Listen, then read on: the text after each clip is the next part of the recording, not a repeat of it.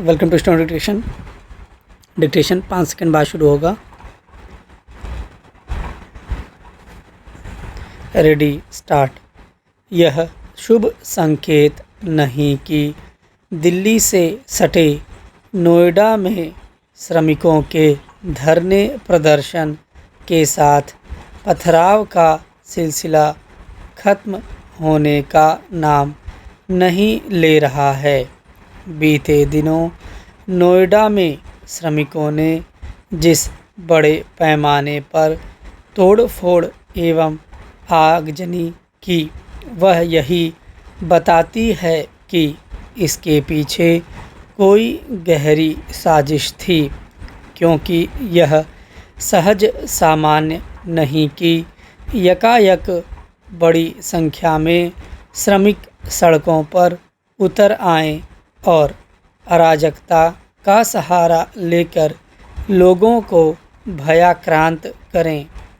Police की ओर से श्रमिकों के उपद्रव के मामले में साजिश को रेखांकित तो किया जा रहा है, लेकिन आखिर उसे समय रहते इसकी भनक क्यों नहीं लगी। नोएडा में श्रमिकों के बीच असंतोष व्याप्त हो रहा है। इसका भान शासन को भी होना चाहिए था और प्रशासन को भी, क्योंकि वेतन वृद्धि का मामला कई दिनों पहले और खासकर तब उभर आया था जब गुरुग्राम में कामगारों के वेतन में वृद्धि कर दी गई। इसका असर पड़ोसी क्षेत्र नोएडा के श्रमिकों पर भी पड़ा। हालांकि जिलाधिकारी ने उनके असंतोष को दूर करने के लिए बोनस, ओवरटाइम, वेतन भुगतान के समय आदि को लेकर कई निर्णय किए और उनकी शेष समस्याओं पर विचार करने की भी बात कही, लेकिन किन्हीं कारणों से श्रमिक संतुष्ट नहीं हुए। क्या इसलिए कि कोई उन्हें हिंसा के लिए भड़का रहा था?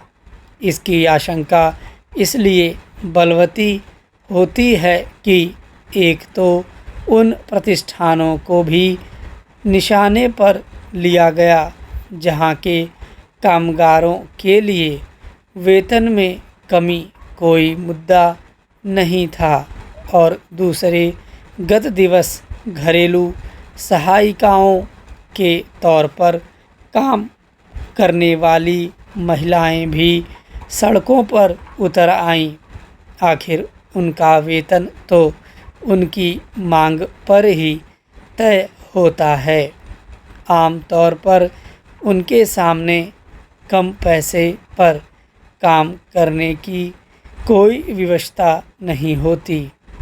यह ठीक है कि नोएडा में श्रमिकों की हिंसा के बाद राज्य सरकार की ओर से उनके वेतन में वृद्धि के निर्णय के साथ एक ऐसी समिति गठित कर दी गई है जो उनकी मांगों पर विचार करेगी।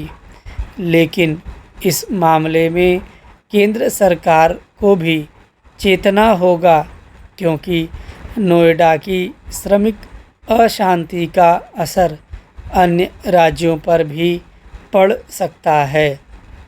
देश में श्रमिक अशांति कोई नई बात नहीं है, लेकिन इतना तो है ही कि लंबे समय बाद देश में कहीं पर इतने बड़े पैमाने पर कामगारों ने हिंसा की।